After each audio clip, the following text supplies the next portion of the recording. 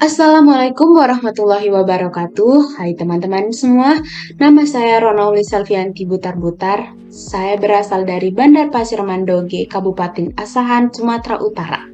Saya salah satu mahasiswi Universitas Maliko Saleh, Fakultas Pertanian, jurusan Agribisnis. Di sini, saya akan menjelaskan pentingnya sektor pertanian dan agribisnis. Pentingnya sektor pertanian dan agribisnis itu dapat dilihat dari agribisnis dalam perekonomian nasional. Menurut Kartono, tahun 2013, peranan agribisnis itu dapat dilihat dari segi indikator-indikatornya. Ada 7 indikator yang akan kita jelaskan. Baiklah, kita akan menjelaskan indikator yang pertama. Indikator yang pertama itu adalah kontribusi dalam pembentukan GDP. GDP adalah kepanjangan dari Gross Domestic Product. GDP adalah nilai pasar semua barang dan jasa yang diproduksi oleh suatu negara dalam periode tertentu. Pada tahun 1990, penyumbang nilai tambah perekonomian nasional terbesar adalah sektor pertanian dengan jumlah 45%. Namun seiring dengan waktu, sektor pertanian bukan lagi penyumbang nilai tambah yang terbesar karena nilai tambahnya sudah berkurang menjadi 13,28% pada tahun 2021. Selanjutnya kita akan menjelaskan indikator yang kedua, yaitu kontribusi dalam penyerapan tenaga kerja. Sektor pertanian juga adalah sektor yang terbesar dalam penyerapan tenaga kerja. Pada tahun 1990, sektor pertanian menyerap tenaga kerja sebanyak 74%, dan pada tahun 1995 meningkat menjadi 77%. Berarti sektor pertanian ini banyak memunculkan peluang untuk tenaga kerja. Namun, kenyataannya sekarang sektor pertanian tidak sebesar itu lagi. Menurut BPS, pada tahun 2020, pertanian hanya menyerap 29,76%-nya saja. Mengapa demikian? Karena teknologi yang sudah tinggi. Banyak alat-alat produksi dalam pabrik ataupun tempat produksi lainnya itu tidak memakan tenaga kerja banyak, tidak memerlukan manusia banyak. Mesin-mesin yang sudah canggih seperti dalam pabrik sawit misalnya, dulunya banyak digunakan pekerja yang cukup banyak, tapi sekarang hanya sedikit saja karena mesinnya sudah bisa beroperasi sendiri. Selanjutnya ada indikator yang ketiga, yaitu indikator kontribusi dalam perdagangan internasional. Peran agribisnis di sini dalam perdagangan internasional yaitu meningkatkan devisa negara. Pada tahun 1990 dan sampai 1955, devisa negara meningkat sebanyak 6%. Dan jika ada krisis ekonomi dan moneter, sektor yang masih tumbuh positif yaitu adalah pertanian, dikarenakan pertanian tidak turun langsung dengan politik pemerintahan. Keempat adalah kontribusi dalam perekonomian ekonomi daerah. Peran agribisnis dalam pembangunan ekonomi daerah yaitu memanfaatkan sumber daya alam, sumber daya manusia, teknologi di bidang agribisnis, dan yang lainnya.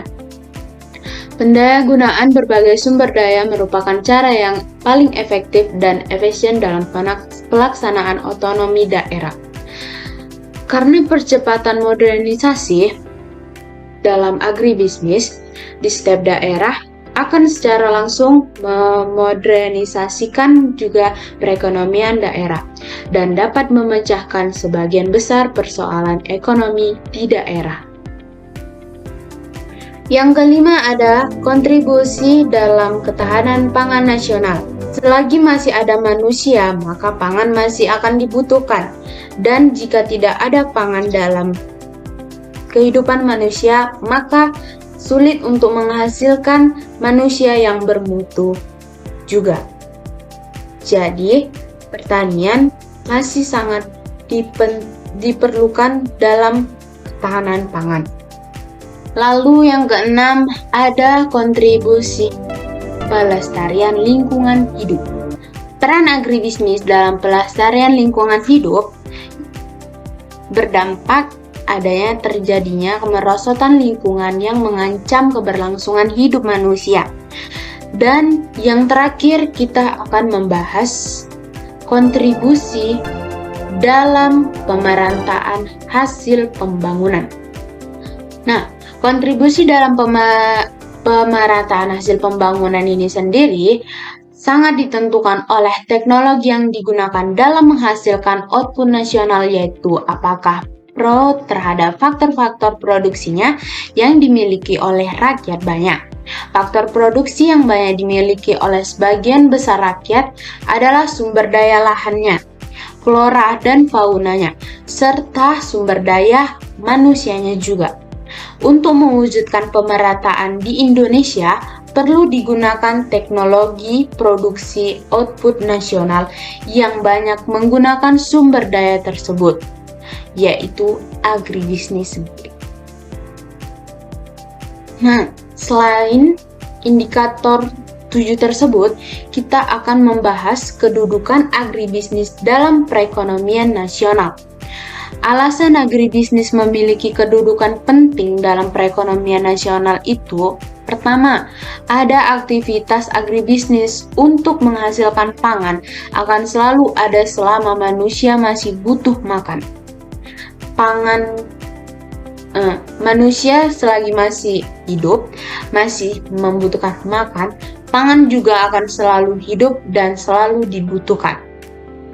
Yang kedua, adanya usaha ekonomi yang hemat devisa. Yang ketiga, ada mempunyai kaitan usaha ke depan dan ke belakang. Dan selanjutnya yang keempat adalah sumber pencarian utama masyarakat dan menyerap tenaga kerja.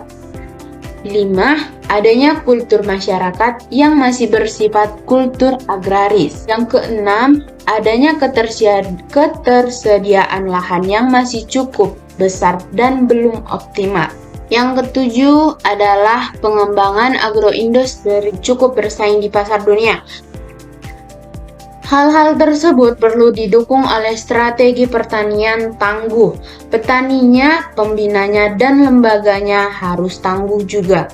Kondisi lain yang mendukung keberhasilan pembangunan pertanian adalah karena kondisi agroklimatologi, yaitu yang berhubungan dengan iklim alam, tanah, dan lain sebagainya. Selain itu, dalam agribisnis juga memiliki tantangan. Tantangan pembangunan pertanian berkaitan dengan lingkungan yang strategis dalam negeri dan global. Di dalam negeri, dalam lingkungan strategis, hanya berjangkauan pendek. Tantangan globalnya yaitu terkait dengan liberalisasi perdagangannya. Apa sih beda agribisnis dan bisnis lain? Proses produksi, produknya premier, bersifat biologikal dan sangat tergantung pada alam. Itu adalah agribisnis. Sedangkan bisnis lain, proses produksinya bukan biologikal, melainkan fisikal atau chemical. Sehingga corak manajemen agribisnis menjadi berbeda. Baiklah, sekian dari saya. Terima kasih. Jika saya ada salah penyebutan kata ataupun salah penyebutan arti, mohon dimaafkan. Sekian dari saya. Wassalamualaikum warahmatullahi wabarakatuh.